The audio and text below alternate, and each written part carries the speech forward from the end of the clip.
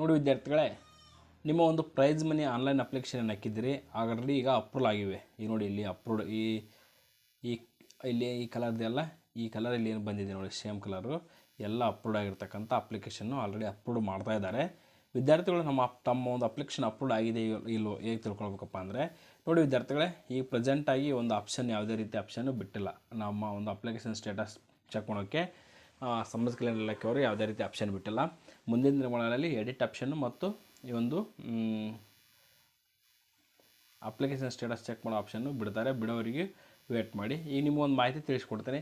ನಿಮ್ಮ ಒಂದು application status ಏನಾದರೂ ಪರ್ಫೆಕ್ಟಾಗಿ ಸರ್ ನಮಗೆ ಗೊತ್ತಾಗಬೇಕು, ರಿಜೆಕ್ಟ್ ಆಗಿದ್ದರೆ ಒಳ್ಳೆ ಆಗ್ತೀವಿ ಅಂದರೆ ರೀ ಅಪ್ಲಿಕೇಶನ್ ಆಗ್ತೀವಿ ಅನ್ನೋದಾದರೆ ಈ ಒಂದು 9482300400 ಒಂದು ಸಮಾಜ ಕಲ್ಯಾಣ ಇಲಾಖೆಯ ಹೆಲ್ಪ್ಲೈನ್ ನಂಬರ್ಗೆ ಕಾಲ್ ಮಾಡಿ ಅವರು ನಿಮ್ಮ ಒಂದು ಅರ್ಜಿ ಏನು ಹಾಕಿರ್ತಿರಲ್ಲ ಅದರ ಒಂದು PDF ಅನ್ನು ನಿಮಗೆ ವಾಟ್ಸಪ್ಗೆ ಹಾಕಿದ್ರೆ ಸಾಕು, ಅವರು ನಿಮಗೆ ತಕ್ಷಣವೇ ರಿಪ್ಲೈ ಮಾಡ್ತಾರೆ.